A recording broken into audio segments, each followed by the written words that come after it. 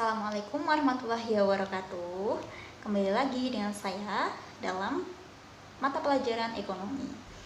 Menanggapi adanya wabah pandemi COVID-19 yang penyebarannya sampai saat ini masih belum kondusif dan stabil, maka tetap terus saya ingatkan untuk mematuhi protokol kesehatan, jaga kebersihan, jangan biasakan diri untuk bergerombol dan tetap berdoa kepada Sang Maha Kuasa.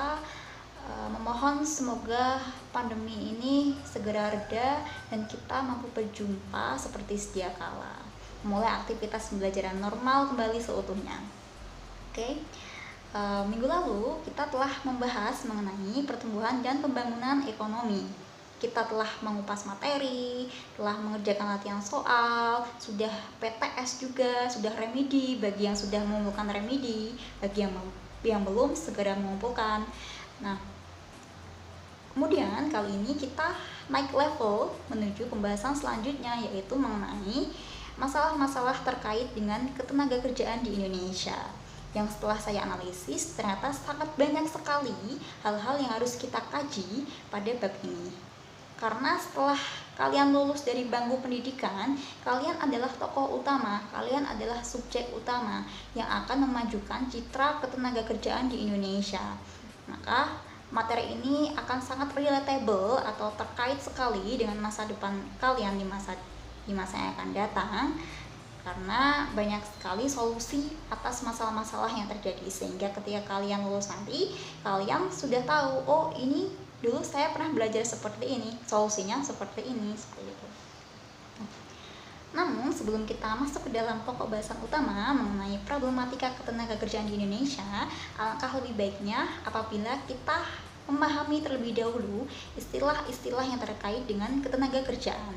Di sini saya membagi menjadi 3 klasifikasi. Yang pertama ada tenaga kerja, kemudian ada angkatan kerja, dan yang terakhir ada kesempatan kerja. Ketiga istilah ini memang hampir sama, tapi ternyata memiliki arti yang berbeda. Maka dari itu, kita harus jeli dan mampu memahami satu persatu dari ketiga istilah ini agar nanti tidak tertukar. Yang pertama, tenaga kerja. Saya mengambil 2 pendapat. Yang pertama dari Undang-Undang Nomor 13 Tahun 2003 yang menyebutkan bahwa tenaga kerja adalah setiap orang yang mampu menghasilkan barang maupun jasa yang dapat memberikan output atau income. Income itu pendapatan itu bahasa kerennya income. Nah, atau barang itu dapat digunakan sebagai pemenuhan kebutuhannya pribadi. Jadi ketika kalian meskipun masih sekolah tapi sudah mampu menghasilkan barang maupun jasa, dan barang tersebut mampu kalian gunakan untuk pemenuhan diri, maka kalian sudah masuk ke dalam kategori tenaga kerja. Kemudian pendapat kedua saya ambil dari buku Dinamika Hukum Ketenagakerjaan di Indonesia yang menyebutkan bahwa tenaga kerja adalah setiap penduduk atau setiap orang yang tengah mencari kerja, yaitu orang yang baru menaruh lamaran-lamaran di perusahaan, atau bahkan yang tengah berada dalam proses rencana pembangunan perusahaan sendiri atau wirausaha, atau orang-orang yang memang sudah benar-benar bekerja, baik itu ada yang jadi akuntan, kemudian dokter, guru, dan lain sebagainya, atau bahkan bisa jadi orang-orang yang tengah sekolah, kemudian magang, pelatihan, itu juga dapat dikategorikan sebagai tenaga kerja. Maka kalian yang sekarang tengah duduk di bangku SMA, berarti kalian sudah masuk ke dalam kategori tenaga kerja. Nah, yang kedua yaitu angkatan kerja. Nah, bedakan ya antara tenaga kerja dengan angkatan kerja. Nah, angkatan kerja ini dapat disimpulkan sebagai setiap orang yang sudah dianggap mampu dan siap bekerja. Siapakah orang itu? Di sini dalam ilmu ekonomi, orang-orang yang siap dan mampu bekerja itu adalah orang-orang yang berada dalam rentang usia 15 sampai 64 tahun.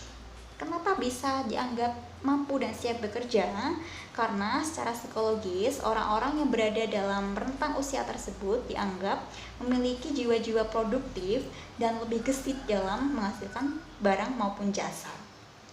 Nah, kemudian yang ketiga yaitu kesempatan kerja. Kesempatan kerja di sini diartikan sebagai sebuah kondisi atau peluang yang dapat digunakan sebagai sebuah wadah atau tempat mencari kerja orang-orang yang membutuhkan kerja. Jadi peluang ini merupakan hal-hal yang paling dicari oleh para pencari kerja, karena semakin besar peluang kerja maka semakin besar pula kesempatan kerja. Dari kesekian banyaknya pekerjaan atau profesi, saya yakin dari kalian pasti memiliki yang namanya cita-cita.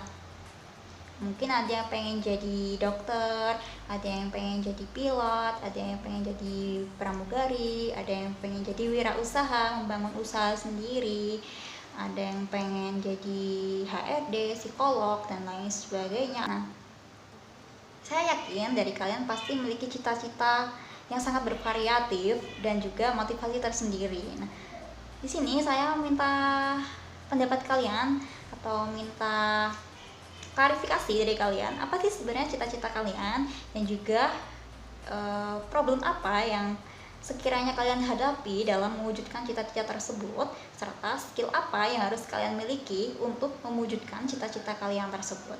Coba dong ditulis di komen nama, kemudian nomor absen, kemudian cita-cita kalian, kemudian problem apa sih yang sekiranya kalian hadapi ketika akan masuk ke dalam dunia kerja tersebut. Dan yang terakhir adalah skill apa? Skill itu kemampuan apa yang harus dimiliki untuk dapat masuk ke dalam dunia kerja yang kita inginkan. Oke.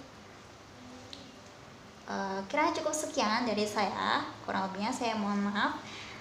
See you next time. Bye bye. Assalamualaikum warahmatullahi wabarakatuh.